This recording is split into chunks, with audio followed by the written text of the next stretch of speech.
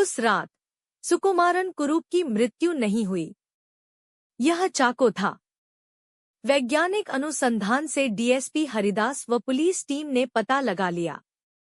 उसके बाद उन्होंने कई जगहों पर सुकुमारन कुरूप की तलाश शुरू कर दी।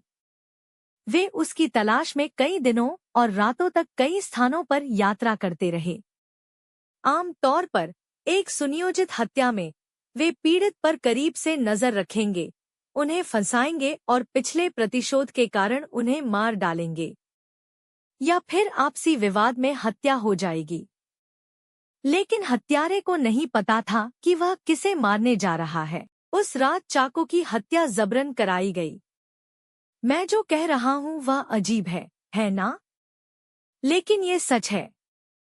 अंग्रेजी में एक मशहूर डायलॉग है, wrong place at the wrong time. इसका मतलब यह है कि आपने कुछ भी गलत नहीं किया है, लेकिन आपके साथ कुछ गलत होगा। दुर्भाग्य से यह आपके साथ केवल वहां रहने के कारण ही घटित होगा। मैं नहीं जानता कि आप में से कितने लोग इस पर विश्वास करते हैं, लेकिन मुझे इस पर भरोसा है। 21 जनवरी 1984 की रात करुवत्ता इलाके में NH 47 की सड़क पर 2 एम्बेसडर कारें किसी को मारने के लिए खोज रही थी। उसी वक्त चाको ने वहां जाकर उसे पकड़ लिया। 26 मई 1946 को सुकुमारन कुरूप का जन्म केरल के चेरियानाड में एक मध्यम वर्गीय परिवार में हुआ था। सबसे पहले यह सुकुमारन कुरूप नाम ही नकली है। उनका असली नाम पीके है, गोपाल कृष्ण पिल्लई। वह बचपन से ही सभी के साथ घुलते मिलते रहे हैं। इस किरदार की वजह से वह जहां भी जाएंगे वहां एक बड़ा फ्रेंड सर्कल होगा। बचपन से ही उनकी इच्छा रही है कि हर कोई उनका सम्मान करे और सबके ध्यान का केंद्र बने। इससे गोपाल कृष्ण पिल्लई से सुकुमारन कुरूप तक का सफर अलग रहा। उनका फैसला हमें चौंका देगा और हमें आश्चर्य होगा कि क्या कोई व्यक्ति ऐसा कुछ करेगा। अपनी स्कूली शिक्षा पूरी करने के बाद गोपाल कृष्ण पिल्लई एक एयरमैन के रूप में महाराष्ट्र भारतीय वायु सेना में शामिल हो गए। जब वह मुंबई में थे तो उनकी मुलाकात सरसम्मा से हुई, जो उनके रिश्तेदार के घर में नौकरानी थी। कुछ ही दिनों में उनमें प्रेम हो गया। उसके बाद उन्होंने अपने परिवार की इच्छा के विरुद्ध शादी कर ली। मुंबई में उनकी जिंदगी अच्छे से चल रही थी, लेकिन कुछ ही वर्षों में गोपाल कृष्णन की भारतीय वायु सेना में रुचि कम होने लगी। इस वजह से उन्होंने छुट्टी ले ली और 1 महीने से ज्यादा समय तक घर पर रहे। ऐसे ही दिन बीतते गए और एक दिन उन्हें भारतीय वायु सेना से पत्र मिलने लगे। इसी तरह लगातार 2-3 बार उन्हें भारतीय वायु सेना से आकर ड्यूटी ज्वाइन करने का पत्र मिला, लेकिन वह दोबारा जाकर उनके साथ शामिल नहीं होना चाहता था। हालांकि वह अचानक भारतीय वायुसेना से बाहर नहीं आ सकते, चूंकि अगर कोई व्यक्ति कोई गोपनीय बात चुरा ले तो यह भारतीय वायुसेना के लिए एक बड़ी समस्या है।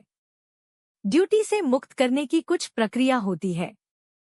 सिकंदर उस पर हमला करने की कोशिश करता है, केवल आदित्य और उसकी पुलिस टीम को अपने वरिष्ठ अधिकारी के साथ मौके पर पहुंचने का पता लगाने के लिए। अखिल का बदला लेने से बचने के लिए सिकंदर पुलिस के सामने आत्मसमर्पण करने की योजना बनाता है और अखिल को यह बताते हुए कहता है, अखिल, आप फिर से हार गए हैं। चूंकि मैं स्वेच्छा से पुलिस के सामने आत्मसमर्पण कर रहा हूं। नियमों के अनुसार यदि आप मुझे मारते हैं तो आपको अपराधी बनाया जाएगा। वह जोर से हंस पड़ा। हालांकि उसके आश्चर्य के लिए अखिल पुलिस की आंखों के सामने सिकंदर को चलाता है और उसका अपहरण कर लेता है। अखिल सिकंदर को अपने घर ले जाता है, जहां इशिका की बेरहमी से हत्या कर दी गई थी। वहां अखिल सिकंदर को प्रताड़ित करता है और उसे अस्थायी गिलोटिन के नीचे रखता है। शुरू में सिकंदर अखिल से कहता है, तुम मुझे मार डालोगे अखिल, लेकिन फिर भी आप नहीं जीते।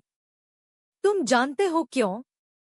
क्योंकि मेरा कोई परिवार नहीं है और अब से परिणामों की चिंता किए बिना अपने पीड़ितों को निशाना बनाया। जबकि आपकी एक पत्नी थी जिसे आप बचा नहीं पाए और आप बदला लेने का यह खूनी रास्ता अपना रहे हैं। अखिल की आंखें लाल हो जाती हैं और उसके हाथ सिकंदर को पीटने के लिए खोजते हैं। बाद वाला अपने होश में आता है और सिकंदर से कहता है, क्या आपका कोई परिवार नहीं है? क्या आप अपनी सौतेली बहन, अपनी बूढ़ी माँ और अपनी बेटी अधिया के बारे में भूल गए हैं? वे कुछ दिन पहले हैदराबाद से कोयम्बटूर पहुंचे हैं। इसके अलावा वे आपसे मिलने की कोशिश कर रहे हैं। यह सुनकर सिकंदर घबरा गया और उससे पूछा, कैसे? आप यह कैसे जानते हैं? हमें ये जानकारी जॉन से मिली है। इससे पहले कि मैं उसकी जॉलाइन तोड़ता, उसने हमें ये बातें भी बताईं। अखिल ने कहा और वह सिकंदर के परिवार द्वारा खोले जा रहे दरवाजे की आवाज सुनता है। इशिका की मौत और उसके खिलाफ एलेक्स के यौन हमले के बारे में याद दिलाते हुए अखिल गिलोटिन गिरा देता है और सिकंदर का सिर उनके पैरों पर लुढ़क जाता है। सिकंदर के मरने के साथ अखिल आदित्य और यश से मिलने जाता है, जहां से वह सिकंदर के परिवार को रोते हुए सुनता है, भावनात्मक रूप से टूट जाता है और सड़कों पर घुटने टेककर सड़क पर रोने लगता है, क्योंकि उसे इशिका की मौत की याद आ जाती है। फिर यश ने उसे यह कहते हुए सांत्वना दी, अखिल, पिछले दाग के बारे में भूल जाओ। चलो एक नया जीवन शुरू करते हैं, क्योंकि तुम्हारा खूनी बदला पूरा हो गया है। अध्यात्म। अखिल और यश अपनी कार में वापस अपने घर जाते हैं जैसे ही आकाश अंधेरे पक्षों की ओर मुड़ता है, जबकि इशिका का प्रतिबिंब अखिल पर मुस्कुराता है। अच्छे की रक्षा के लिए, बुराई को नष्ट करने और धर्म को बहाल करने के लिए मैं बार बार आऊंगा। अगर क्रोध करुणा में बदल जाए तो कोई लड़ाई कभी नहीं होगी। कोई भी पक्ष बहुमूल्य जीवन नहीं खोएगा यदि युद्ध करने वाले मानवता को हल्के में लेना बंद कर दें। और कोई भी परिवार अपने प्रियजनों को कभी नहीं खोएगा यदि लोग युद्ध पर शांति का सहारा लेते हैं। आप हमारे दर्द को नहीं जानते यश, आदित्य ने कहा। उनकी पत्नी की हत्या एक गैंगस्टर दा ने की थी। उसने अपनी बेटी की खातिर उनसे बदला लिया। न्याय संगत। जबकि आपके मामले में यह ऐसे दा की तरह नहीं है, यश ने कहा। अखिल ने यश को थप्पड़ मारा और कुछ तस्वीरें, यादगार पल और वीडियो दिखाए जो उसने अपने फोन के जरिए इशिका के साथ बिताए थे। वह बताते हैं, मैंने अपने दिमाग में बहुत सी चीजों की योजना बनाई दा। आप मेरे दर्द को नहीं जानते दा। अगर आपकी बहन या प्रिय को इस तरह की समस्या का सामना करना पड़ता है, तो क्या आप इस तरह बात करेंगे? मुझे बताओ दा, मुझे बताओ। आदित्य ने यश से कहा। यश, इन्हें भी छोड़ दो दा। उस समय वह 5 माह की गर्भवती थी दा। वह लड़का भी अपनी माँ के गर्भ से ही आया था। क्या वह एक माँ के महत्व को नहीं जानता है? उस तरह के साइकोस दा को माफ नहीं कर सकते। यह अन्याय का कार्य है, मैं कहता हूँ। यश आश्वस्त हो जाता है और कहता है, अखिल, कुछ भी हो या न हो, मैं हमेशा तुम्हारे साथ रहूंगा दा। आदित्य भी उनका पूरा साथ देते हैं। अखिल और आदित्य जॉन के अस्पताल के कमरे में उससे पूछताछ करने के लिए प्रवेश करते हैं।